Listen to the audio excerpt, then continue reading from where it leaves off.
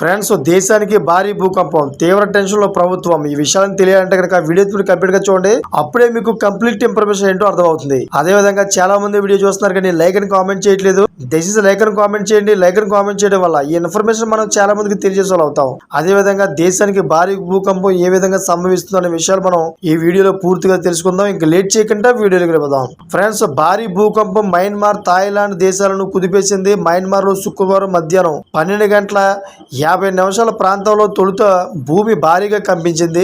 ఆ తర్వాత నిమిషాల వ్యవధిలోనే మరోసారి కంపించింది. మొదటిసారి రెక్టర్ స్కేల్ పై 7.7 తీవ్రతతో, రెండోసారి 6.4 తీవ్రత నమోదైంది. భూ ప్రకంపనల దాటికి భారీ బిల్డింగులు సైతం ఊగిపోయి కుప్పలు కూలాయి. ప్రాణ ఆస్తి నష్టాలు భారీగా సంభవించి ఉండవచ్చని అధికారులు అంచనా వేస్తున్నారు. మరోసారి భూకంపం వస్తాయన్న హెచ్చరికలు అక్కడికి అధికారులు భవనాల నుంచి జనాల్ని ఖాళీ చేస్తున్నారు. మరోవైపు ఈ భూకంపం దాటికి థాయిలాండ్ ఉత్తర భాగం మొత్తం భూకంపంతో వణికిపోయింది. రాజధాని బ్యాంకాక్ లో 7.3 తీవ్రతతో భూమి కంపించడంతో భవనాలు ఊగిపోయాయి. భూకంపం దాటికి జనం ప్రాణ భయంతో ఆహాకారాలు చేస్తూ రోడ్ల మీదకు పరుగులు పెడుతున్నారు. బిల్డింగులు కూలిపోయిన వీడియోలు, జనాలు పరుగులు పెడుతున్న దృశ్యాలు సామాజిక మాధ్యమంలో వైరల్ అవుతున్నాయి. అయితే మరోవైపు మయన్మార్, థాయిలాండ్ దేశాలతో పాటు చైనా, భారత్, లావోస్, బంగ్లాదేశ్ లోను ఈ ప్రకంపనల ప్రభావం కనిపించింది. భారత్లో మణిపూర్, కోల్కతా, మేఘాలయ, అస్సాం, నాగాలాండ్లోని ప్రభావం కనిపించిందని చెబుతున్నారు.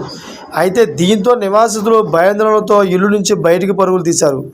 మయన్మార్లోని సంగాయింగ్కు 16 కిలోమీటర్ల దూరంలో సుమారు 10 కిలోమీటర్ల లోతులో భూకంపం కేంద్రం నమోదైందని వెల్లడించారు. నిర్మాణంలో ఉన్న ఓ భారీ భవనం కుప్పకూలిపోవడంతో ప్రకంపన దాటికి పై అంతస్తులోని స్విమ్మింగ్ పూల్స్ నుంచి నీరు కిందకు పడడం, మండాలలో ఎర్రవడ్డి నదిపై ఉన్న చారిత్రక వంతెన ఆవా బ్రిడ్జ్ కుప్పకూలిపోయింది.